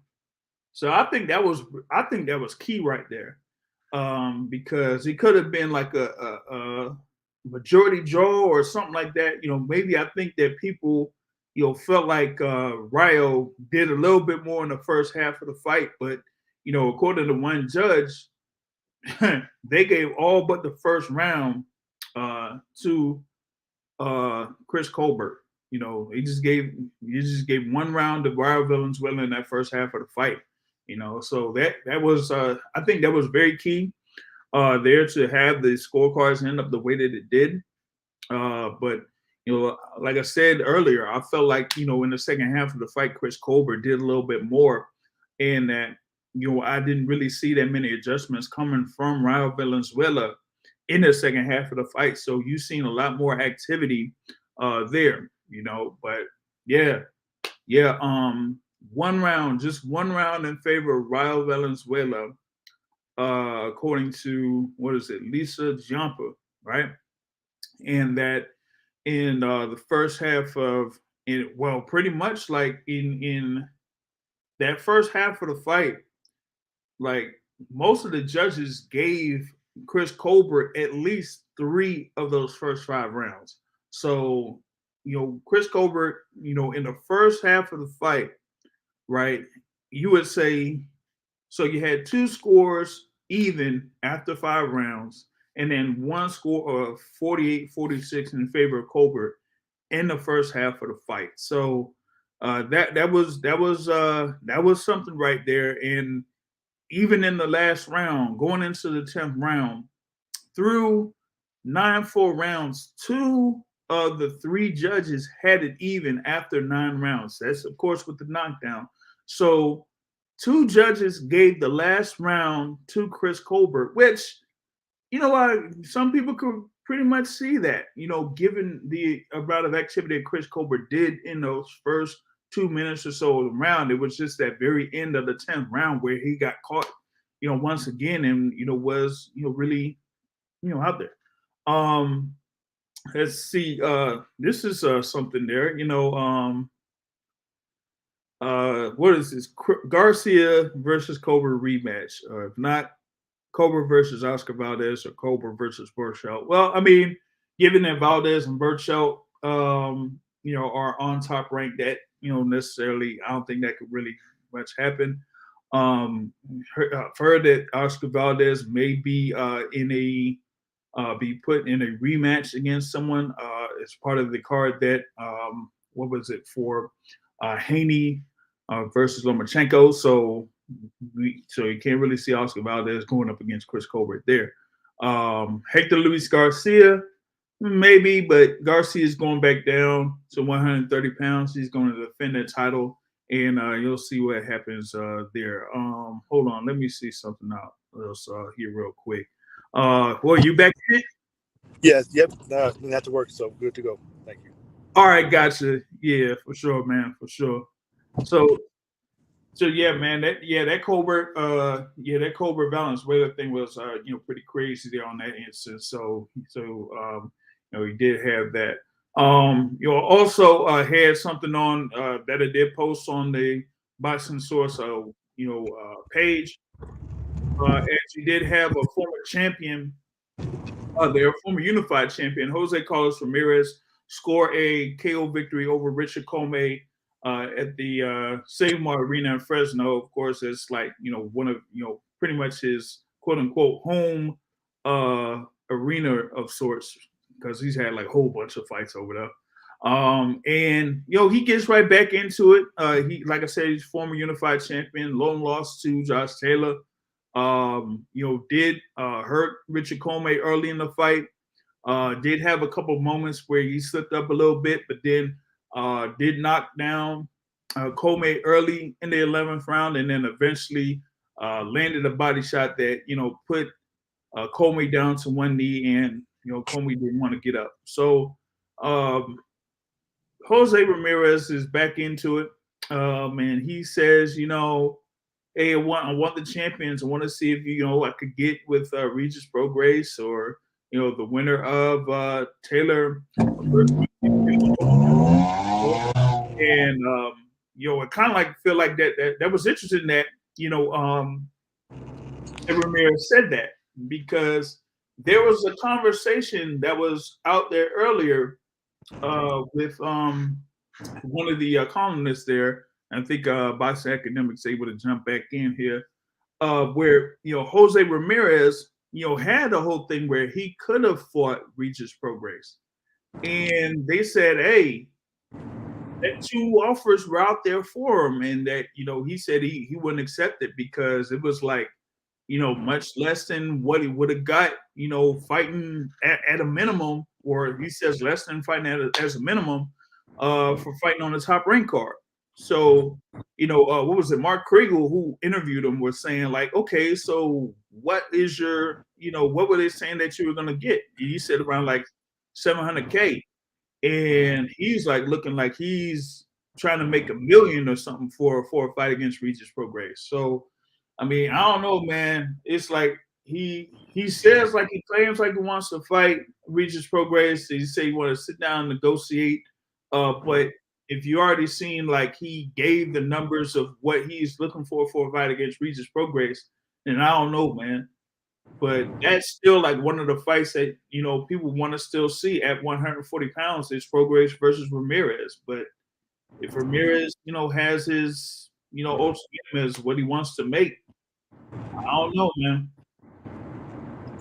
Yeah, man, it's disappointing to hear that he said that after the fight, that he wants to fight the champions and mentioned Prograis' name, and why you just stated the fact that he's already had an opportunity to get together with Prograis. Mm-hmm. And I think what was the reason he gave back then? Getting married or something like that, I think it was. Yeah, that was kind of like the thing, but it's like they had some time though when they could have fought for, at the time, the vacant WBC title. So he had already known that he was a top contender there in the WBC rankings, and that Regis Prograis was right there. So I'm like, what, go ahead, why not? You know what I mean? So yeah.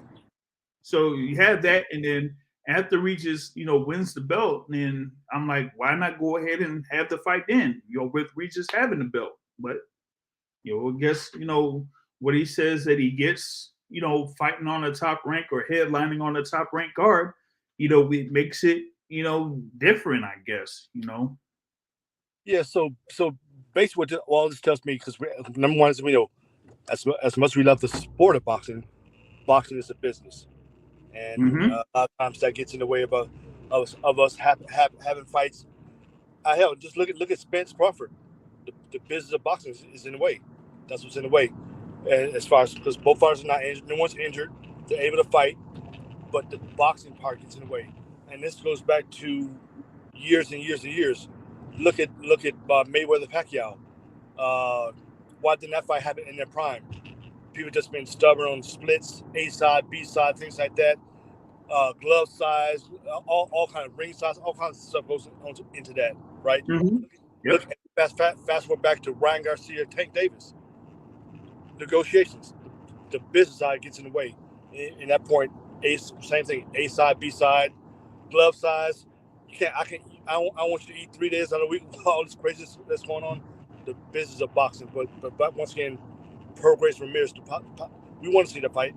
There's definitely a good market for that fight, but as we see, we can see right through the film that Ramirez's reason for not wanting to fight back then was money. He wanted a certain amount of money. Yeah. But even in that regard, when you look even closer to that, does Ramirez think he can beat Grace? Is that the reason? That could be a reason too. It's kind of like, hey, I don't feel like I can beat this guy. If I'm gonna take another loss, then I want to be compensated for it. And we've seen that before in boxing too. We definitely seen that before. So Yeah.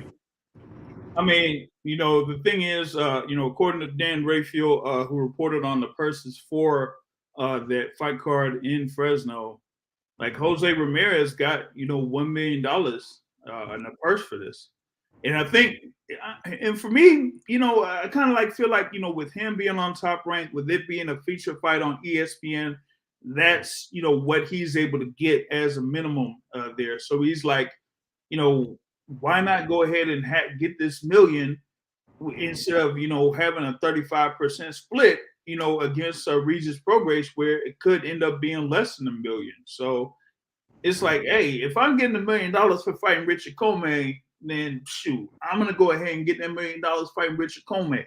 But if I'm fighting for a world title against Regis Prograis, it's got to be able to command more than, first off, more than what the split was, but he's saying like maybe it should have been closer to 40% or more like 45% or something like that when the split was 65-35 in Regis Prograis' favor after he, beat Cepeda for the belt. So, but even with that, it's like that fight between Prograis and Cepeda was a purse bid. It ended up being a purse bid, and that kind of was a little bit messy going into the fight and then after the fight. But still, I think there's enough demand for a Prograis versus a Ramirez fight where the money would kind of like be there. So why not go ahead and have that fight? Yeah. Hey, my apologies, guys.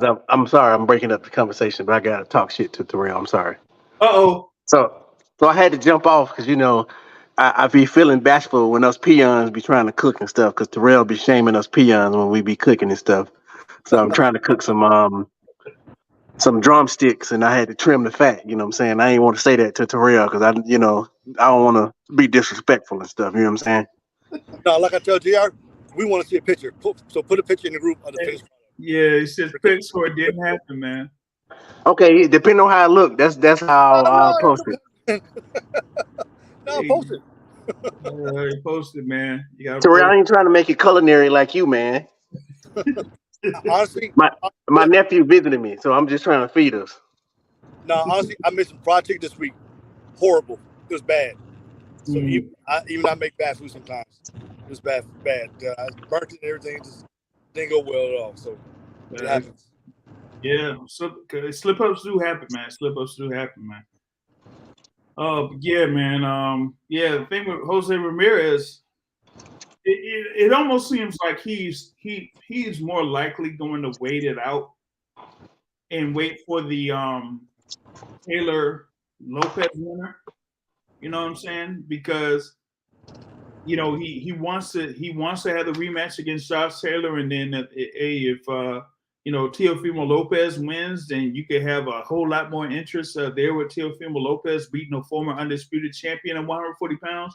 So, and it's probably a lot easier to make, there with all of those guys being under top rank too. So, I feel like it's more likely that Jose Ramirez is going to wait for the winner of Josh Taylor versus Teofimo Lopez that's coming up in June.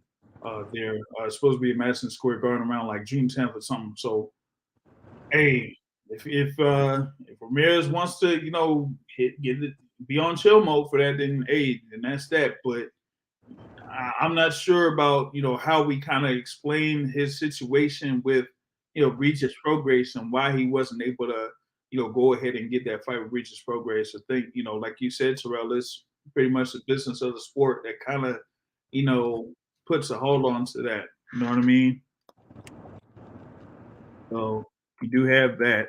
I did kind of talk about a Golden Boy fight card that was on it was on YouTube. So you did have that. What was it? Jose Zepeda was part of that card. He was able to score a unanimous decision victory, man. But it kind of like happened during the other fights, like I said, on Showtime and then on ESPN. And the thing was, it was more of like the guy that he was fighting, who was this Niraj Goyat or whatever his name is. It just seemed like he was more inclined to try to get through the entire 10 rounds, and he was able to do that. So, I mean, Zepeda, of course, is, coming off that loss to Regis Prograis, has like a couple of losses there against Prograis and against Jose Ramirez. So, we still, floating around there in the 140-pound division as a competitor, but, I'm not sure like what his next direction is going to be there, around those particular rankings at 140. But he might, end up being a little bit stuck here for the rest of this year. But we'll see, man. So that's pretty much what I got, in reference to that the fight card there, man. So I want to, I'm sorry, Jay. I want to take it back because I didn't speak on the other fights. Yeah. All right. Joey, whatever his name. Spencer. Yeah, Joey Spencer. Oh, he still ain't come on. I sent him the link, and he still hasn't come on yet. Okay. He needs to come on here, and he needs to and own it. Yeah, he need to own it. He needs to own it. He needs to own it. Joey Spencer ain't ready. No, he is and not. What's his name? Simply used I'm not saying his game plan was simple, but he never had to go to any other level of his first outside of his first game plan. He just kind of used his length and just kept him on the outside and just pecked him with shots every time he wanted to do anything coming in. And then Joey Spencer was trying to do this false bravado thing, where he like poking his chest out and stuff, and then getting hit with like 4 shots and stuff. They had to have known, watching him and seeing this other guy who's tall and kind of smart. The dude, you can tell he's a cerebral boxer. Yeah. Why do your fighter like that? Why push him so fast? Even because other fights he's had has been like suspect, and it's easy to like rag on him now since he like lost, right? But has he lost before? No. Okay. But it's easy to rag on him since he lost. But I'm just saying, you could see the things in him that if the right fighter was in front of him, that right fighter would exploit it. He wasn't ready for this level of fighter. And I get they're both young, quotation marks, but what's the name is more experienced, correct? The other fighter. It's more about he got a few more fights, but his level was different. His level of opponents were much different than Joey Spencer. And Joey Spencer, he suggested the fight. He wanted to have the fight, and I said, man, somebody should have just said, yo, you need to slow down a little bit, because he just got flat out dominated, man. This was, to me, this was worse than when Frank Martin, beat Michelle Rivera, because at least with Frank Martin, he did very well, but he didn't seriously hurt Michelle Rivera. Like Joey Spencer here got seriously hurt in this joint, man. Yeah, and I question, going forward, how he gonna respond. Is he Right? gonna always be doubting himself now? Yeah. Yeah. Like, am I good enough? Maybe you're not, but I'm just saying you don't need that in your mind when you're fighting these better fighters. Yeah. And who there was another young cat that was out there, 154. Vito. Yeah, Vito was there in attendance, watching this, Melanicki, who got knocked out too. and it was that was not a not a good little look there, but at least with Vito's still out there as a competitor. Well, he didn't get knocked out. He just got a decision loss, but okay, so he didn't get knocked out. Okay, my bad. He didn't get knocked out. But still, but at least with it, but it's kind of different there with Vito. Like it would have probably been better if you would have had Vito, versus Joey Spencer, because they're pretty much at the same level. But yeah, exactly, they are at the same level. Yeah, but Ramos is like they put him in a different level there. You know what I mean? So kind of like it's easy to say this at the end of the fight, but almost a no-win situation. Yeah, because that dude is like, what I'm saying. I'm not calling him next level, but he's at least a B. He's at least a B something. You know what I'm saying? Mm-hmm. Like maybe there might be some fighters that could exploit it, but until we see him, we can't crown him. But the dude is, you can tell he got the pedigree. The dude is probably gonna give us some good fights here in the future. Yeah, but I'm like, that was just a bad style matchup. I know that they were kind of like promoting this pay-per-view thing, and there were a lot of, like they were saying, there were a lot of 50-50 matchups. But I just said, even before this, just to be straight up, I just didn't feel like that particular bout should have been a co-feature bout. I thought it would have been, like Cobra versus Rayo or something like that. Given the amount of stakes for that particular fight. And it ended up being, a very close fight. But this one here, I just feel like, for Spencer's case, you put him in a co-feature bout on a pay-per-view card in this type of atmosphere, and you match him up against someone that has had much better competition than him, over the course of his pro career. And yeah, like you said, Boxing Academic, at this particular stage, that could potentially, really set Joey Spencer back. You know what I mean? So that one, I was kind of like yikes in that instance, man. You know what I mean? So, but nothing gold can stay. So get him in some good matchups, build his confidence back up, put him against people that he may have a little resistance, but the matchup shows that he should beat them. Maybe don't put him in with taller fighters where he actually has to do something in that mid range to actually get in. Put him in with fighters to where he ain't got to show them, a certain level of IQ to like get past them landmines, because he hit every landmine as he came in. Yeah. Like I don't know if he saw the battle plan and like he landed on every landmine. Let me just say that. Yeah, he did. From the first round on, he just landed on every single one of them, and it was just a bad situation there. So I kind of, I was kind of like yikes, in that instance, man.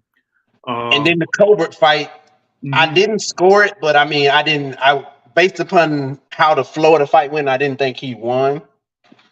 But I didn't score it, my nephew was watching it with me and he was like, wow, too. He didn't score it, but I just asked him who would he rather be, who seems like they're sort of controlling the action. And what's the name had his spots. but he's limited. He's athletic but limited. There were a number of times where he would throw the left hand. He does not have good feet. Good feet in the sense that there's a certain level of balance that you need for when you throw 1-1 and then shift your weight and throw the 2 and do that sort of almost seamlessly. Yeah. What's his name had his hands open like the Red Sea, and every time he threw the double 1, he doubled up on the 1. He was off balance and he couldn't throw the 2. And when he did throw the 2, he always looped it. Versus the shot was there if he actually threw a straight shot, if he actually threw a straight 2. But he never threw it. He maybe threw it 1 time, maybe 3 times out the whole fight. But he never truly threw that shot when he threw the 1s and then the opening was there.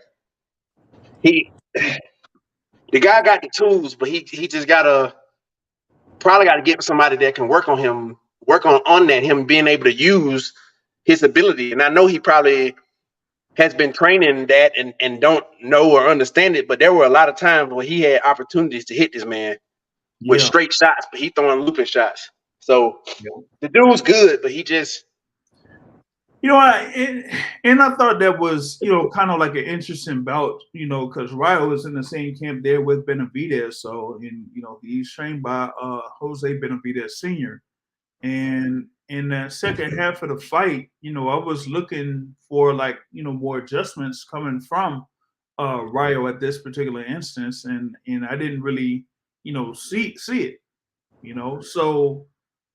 with Chris Colbert kind of having his confidence in the second half of the fight, even going through, the adversity that he gone through with the first round knockdown and a couple of times where he, did get hurt by Ryo, but he still was able to weather through that and get through, those 10 rounds and, be able to get out of there with the decision. And, I did, talk about the scorecards where 2 of the 3 scorecards going into the 10th round were even. And then in the last round, those 2 scorecards, both of them had Chris Colbert score that 10-9 round, which gave that 95-94, in favor of Chris Colbert. But the other scorecard had 4 of those first 5 rounds in favor of Chris Colbert, regardless of what happened, there with Ryo Valenzuela. But I mean, Colbert was able to get the win. He did catch some heat after the fight, immediately after the fight. He did say that you could run it back there with Ryo Valenzuela. I wouldn't mind that. It was a close fight. It was a good fight, so I wouldn't mind that because as of right now, in that particular division, I'm not sure, what would be a good matchup for either one of those guys at this point. I would have to look down the rankings or, the pecking order at lightweight. Couldn't be any of those guys that are, amongst the top, 10 or 15 or whatever it is. I don't think that they would be quite ready for those guys.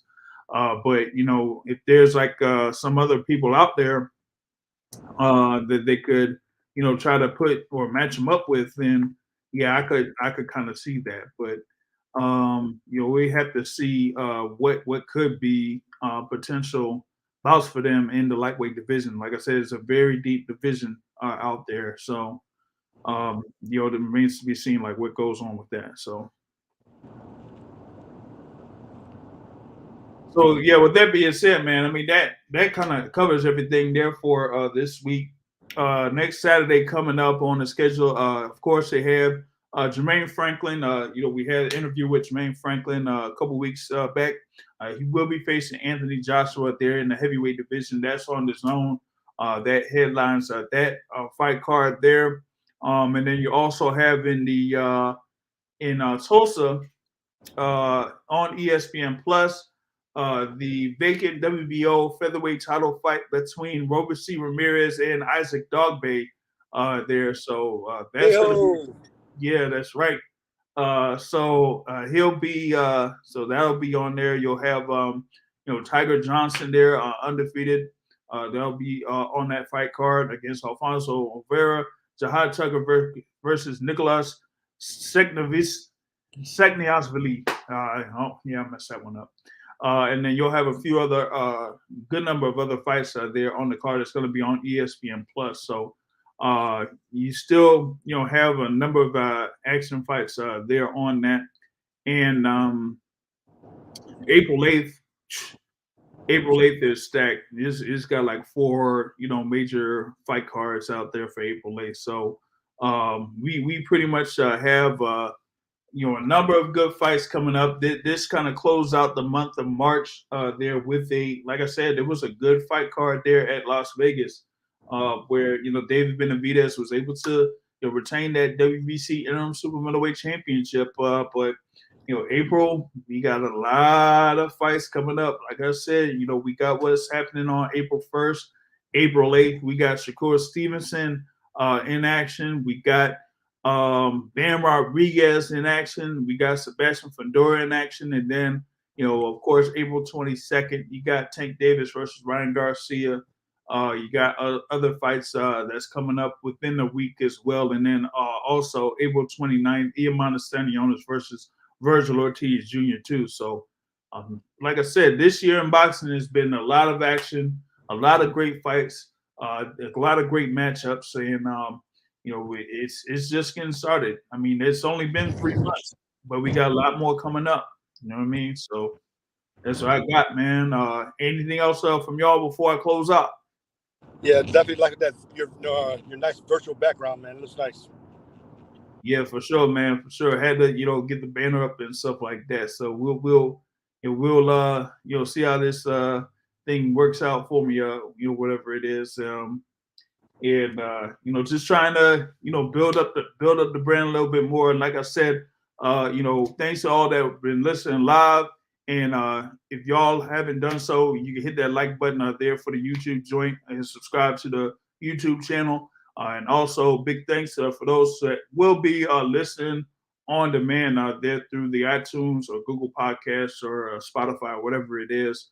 And also check out the website, theboxingsource.net. And coming up tomorrow on YouTube, we will be posting up interview with the Polish Hussar, Damian Niba, who will be part of that April 8th fight card in Newark, New Jersey, headline there by Shakur Stevenson, who will be facing Shuichiro Yoshino. So Damian Niba will be part of that fight card there against Curtis Harper. But you'll be able to check out our interview with Damian Niba tomorrow on the YouTube channel. But with that being said, like I said at the end of every show, folks, point of boxing is to hit and not get hit, not to send and trade. On that note, folks, I'm out. Have a good evening, everybody.